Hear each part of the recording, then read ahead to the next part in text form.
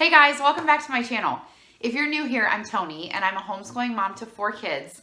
I'm one of those people that loves change. I rearrange my furniture all the time because I like change. If I don't feel like schooling in the homeschool room, we go homeschool in the kitchen, or we go outside to the picnic table, or we do something else. I like change. I need change in my life.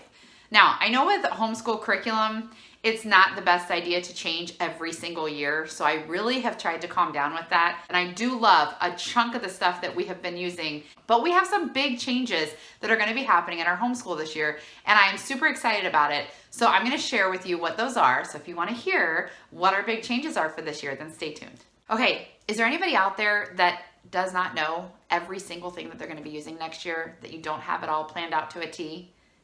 I don't. So don't feel bad. I'm in the same boat. I know what kind of things we want to add. I have a big chunk of our homeschool planned, but I do not have it all planned out. So that will be another video, hopefully coming soon, when I decide exactly what curriculum we're using for every single one of my kids. But we're still trying to finish up our school year, so I'm not ready for that. I know there's a lot of moms that have it all planned out, that have it all ordered, that actually have the physical curriculum in their hands. Don't feel bad if you're not like that, because I'm not like that either. I'm not ready. But I do know what we're going to be changing. So that's what I want to share with you today. So I actually have 9 things that we're changing in our homeschool for this next year. That's a lot, but some of them are kind of little, some of them are big. So I'm going to go ahead and share those with you right now. So the first thing that we're going to be changing for next year, which is kind of huge, is our family subjects. So I love, this is something I discovered either last year or the year before, the family style subjects. I love it. I wish I had kind of tried this out and discovered this years before, but I didn't. But we usually do Bible, history, and science together. Well, I have a daughter going into 7th grade next year, so we're going to switch this up a little bit. We're still going to do Bible together. We're still going to do history together, but my oldest, who's going to be in 7th grade, is doing her own science. And it's been a couple years since she's done her own science. She's actually really excited about it. I'm really excited about it. I do like having them all together, but she's ready to start doing that on her own, and I think it's going to be a good thing. So I'm not going to share yet what we're doing because I'm not completely 100% sure, but I know that I'm going to order her separate science.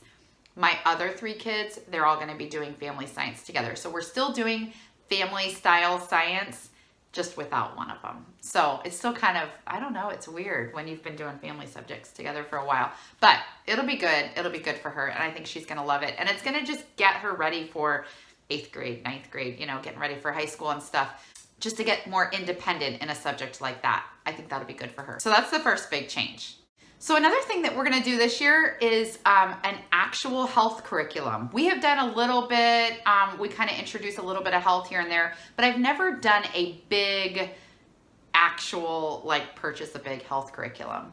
And so that's something that I really want to do. I think a lot of this stuff is changing because my daughter's going into 7th grade. So there's some things that, you know, I didn't see was really that necessary. I felt like we could just do a little, you know, couple lessons on, you know, fire safety and health and cleanliness and, you know, hygiene, things like that, and we'd be good. But now that she's getting older, I feel like we really need this actual curriculum for this. I'm almost 100% sure what we're using for our health curriculum, but it's going to be a family health curriculum, what we're going to do together. So that's something, I guess, that'll kind of go in with the family subjects. But I'm excited about that, and I think it'll be a really good thing for them to learn, and to learn together, for us all to learn as a family. And the one that we're going to be using is not just like health and how your bodies work, but it's got a lot of food and cooking and things mixed in, which my girls love to cook. So I'm really, really excited about that. So I will let you know what that is when I do my curriculum picks video. Another thing that we're going to be adding is I'm actually going to purchase an art curriculum. I've never done that. In The Good and the Beautiful, they do have art as part of the language arts curriculum, but it's so spread out, it wasn't enough. My kids really love art and really want to do more, and doing watercolors once a month, or you know, little projects like that just once in a blue moon, it's just not enough for them. And they have a lot of picture studies. I feel like the picture studies and the art appreciation is definitely covered in the language arts curriculum that we're using with The Good and the Beautiful, which we're going to stick with. But I'm gonna buy an art curriculum. I don't know which one I'm getting yet. I have a couple ideas, but I haven't really had time to really research, but I'm going to get an art curriculum because that's what they want. They love to do art. I am not artistic at all. Now, my mother-in-law used to be an art teacher, so part of me thinks I should just send them to her house once a week to do art. But I think I'm actually gonna purchase something and, you know, maybe they can do extra stuff with Mimi. But I'm super excited. They're really excited about art, so that's gonna be a big thing for this year. So this might sound like a lot, like I'm adding a lot of stuff to our homeschool, but a handful of these things are gonna be like once a week or twice a week. So it's not like every single day I'm adding 5 more subjects. I'm telling this to myself because as I'm telling you, I'm like, this is a lot. Are you adding too much? But these are things that we need to start introducing. So this other thing that I'm gonna introduce that is not gonna be an everyday thing. I'm not really sure how often we do it, but I'm gonna introduce a foreign language because I don't really wanna wait until high school to start foreign language because that's what I did, that's what my husband did, and guess how much Spanish we remember? Barely any. Nada. Pequeño, poquito, something like that. I don't know. I don't know much Spanish. And so anyway, I want to introduce that. I wasn't ready to really throw that in, even though I've heard that they can like just absorb languages like a sponge when they're young. I still have some young ones. So maybe they will, I think we're going to do it as a family. That's another thing. Instead of getting a like 7th grade introduction to Spanish curriculum, I'm going to be looking, and I don't know exactly what we're doing yet, but I'm going to be looking at some sort of Spanish curriculum that we can study as a family. My husband actually has been wanting to really learn more Spanish because of his job, and there's a lot of different situations where it would be really helpful for him to know Spanish. So I thought, we'll just learn it as a family. So I know there's a couple things I've heard of, trying to find something affordable that would work in our homeschool is going to be the thing, but we'll see what we can find. But I think it'd be cool to have, you know, learn and really introduce it in our daily life, you know, where we can, when I ask them questions, can someone get the milk? I can actually say it in Spanish and then they can bring the milk to the table. And I don't know, I want to do it as a conversational Spanish type of thing where we could do in our family. I think it'll make it more fun because when you just do it like a textbook, you're going to be like me, maybe. At least for me, doing it as just a textbook thing that I had to study for school, I didn't retain a whole lot. And I don't want that to be the way for them because I know that you can become fluent in other languages. People do it all the time. But I think making it a fun family thing is what's going to work for us. So that's going to be a big thing for our family this year. So let me know in the comments below if you guys have any suggestions on any of these curriculum. If you know of a good Spanish curriculum that has worked well for you, that is kind of like what I'm talking about, not super textbooky, but you don't know, some sort of in between, let me know in the comments. An art curriculum, we're looking for one too. Let me know what your favorite art curriculum is because that'll help me as I'm making decisions. So if you saw my video a couple months ago, it was a video called like, do my kids even like homeschooling? And I asked them, I interviewed them and asked them different questions about our homeschool and what they like about it, what they don't like about it. So I'll go ahead and link that below if you want to watch that. But one thing that I discovered in asking them, which I was actually super shocked and surprised, was 2 of my girls especially didn't like sentence dictation and they wanted to do a traditional spelling book, like where they've got a list and they do different activities throughout the week, you know, like filling in the blanks and whatever else they do. A traditional spelling book. That's what they want to do. And I was really surprised, but I thought, well, if that's what you guys want to do, then that's what we'll do. So we've been doing sentence dictation for years with Heart of Dakota, and then this year with The Good and the Beautiful. And that's just what we've done for many years. And I found out my kids don't like it. So we're not going to do that anymore. And I feel like if they're going to get a better grasp on spelling and the different spelling rules and things like that by having a spelling book, then we'll do it. So that's what we're going to do this year. I'm pretty sure, I'm about 99% sure I know which spelling we're going to do, but that'll be in a later video where I show you what I decide to get for each kid. So one other major change that we're going to have in our homeschool this year is I'm changing our math curriculum back. We used Christian Light Education for years, and because of the way I am, my kids weren't liking math. I mean, math is math. I don't know. Math isn't fun unless you're a mathematician. I know there's a few of you out there that actually enjoy math, but most of us, I don't think, like math. And I thought, well, I'd heard a lot of good stuff about Math UC. I think that'll be great. Maybe my kids will have more fun with math with a DVD and they'll learn better. Anyway, it was a good year. They did learn, but I really miss the spiral approach that we had with Christian Light Education. I knew this. I should have listened to myself. Listen to your instincts.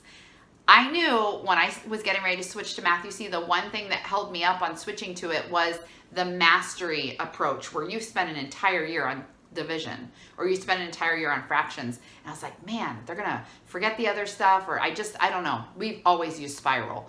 Well, I miss spiral. I wish I had stuck with it. So I have a video review on Christian Light Education's math. I'll link that in the description box below if you want to see a little bit more about it, and I'll talk about it in other videos. But that's what I'm going to be switching back to. They've got where, you know, they teach the main lesson, and then they go through and bring in all this stuff of review in every single lesson, and I feel like it just stuck better with them. I love the manipulatives with Matthew C, so I may try to like bring those into this and let them use that, because I do think the visuals help sometimes, but we're just going to go back to Christian Light, and it was a good, solid program. I probably shouldn't have left in the first place, but that's what we're going back to for all of my kids, and they're actually excited about it for now.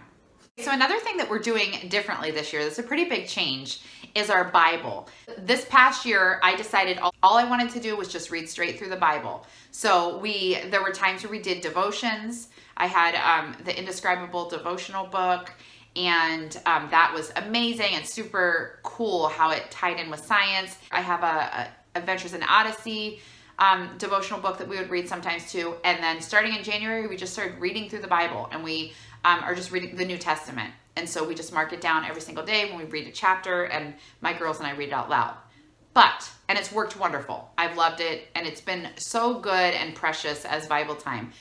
But I would like to do more of an inductive Bible study where they're really like digging into the Word, really discovering more, just a more in-depth meaning of what Scripture says. I found this really cool Bible study for kids that we're going to be doing, and I think I'm just going to order a book for each of my girls. I don't know if I'll get one for me too. I might just get one for me too. I'm not sure how I'm going to do that exactly, but it's going to be an actual little, like, it's a little booklet, and we're going to working through studying Daniel. I'll just give you that as a teaser, but I'll let you know what that is in my curriculum picks video. But I'm super excited about that. I want to really emphasize them doing devotions on their own, but I also want to still do Bible time together. They'll have this little book as a guide where they'll answer questions. So it'll just be digging a little deeper and not just kind of on the surface. So I'm really excited about that. So number 8 ties in with this, ties in with my Bible time. So I actually purchased a set of scripture memory cards. So this year we memorized scripture, but it was kind of like in our Bible time, there'd be a verse that I wanted us to memorize. So I'd write it up on a piece of paper and put it on the wall. Or that's basically what it was. It was kind of just random. When I'd find a verse that I wanted us to learn, that's what we'd learn, and we just kind of memorize it. I wasn't great at like every single day, let's go over this verse. That's my point for this year, is making sure we are going over these verses every single day, because like I said, they're like sponges and they can take all this in. They can memorize so much. I'm not great at memorizing. My brain is just, disintegrating as I get older, but they can still do it, and I'm going to learn with them. I'm going to challenge myself to learn these verses. So I bought a pack of verse cards. That's what we're going to be doing. I will show you that in my curriculum picks video too, but I'm really excited about that. I think that'll be fun for us to do with me and my girls, and I'm going to try to challenge my son, even though he'll be 6 in August, but I know he can memorize stuff, so I'm going to make sure he is a part of that too. Okay, so number 9, the last thing that I'm going to be changing, I think it's the last thing I'm going to be changing in our homeschool, is I'm going to actually schedule out our read alouds. I've seen moms do this, so this isn't like rocket science or, me coming up with this amazing new idea. I just haven't done it. So I'm actually maybe this summer going to sit down and pick the books that I want us to read. I'm going to schedule them out. I told you this in one of my more recent videos where I was talking about how I plan for year-round homeschooling. I am not a major scheduler, so I schedule out our week. I don't schedule out the entire year. I'm going to try to at least schedule out the entire year with read alouds to make sure they get done. When we did Heart of Dakota, they had a box where it was story time, I believe, where they had the read aloud scheduled out, and you knew if you were getting to like the day before it was supposed to be done, and it says read 2 chapters of your book, and then you're supposed to finish it tomorrow and you're behind, you got to catch up. And it really pushed us to make sure we finished those books. Now I'll kind of start a book and then I'm not good at follow through. I'm really great at ideas and then not great at following through. But I'm going to plan this out, and I feel like if I have it in my planner all planned out, and I know we've got to finish this book in the next couple weeks or this month or whatever, then we're going to get through it. And I want to just get more of these wonderful read alouds introduced into our family. So that's the last thing that we're going to be changing. So that might sound like a lot, but I really, like I said, I think a lot of the things that I'm changing are going to be like a once a week or a couple times a week thing. So I'm not really adding a ton to our curriculum because it'll be spread out. But I think these are good changes. I'm really excited about them. I think my kids are going to be excited. It's enough to give me that feeling of change and like, oh, things are going to be new and exciting because that's the way I am. But we're still keeping our cores. I think it's going to be fun. I'm really excited to get all this planned out so I can share with you guys what our curriculum picks are. So hopefully that video will be coming out in the next couple weeks. I hope, fingers crossed. So if I can get it all figured out and make the time to sit down and finish up my research, then I'll be sharing with you guys very, very soon what our curriculum picks are for 2021 to 2022. I hope you guys enjoyed this video. If you have any questions or any comments, please leave them in the comments box and I'll make sure I get right back to you. And if you like this video, please give me a big thumbs up. That's always an encouragement to me and I love hearing from you guys.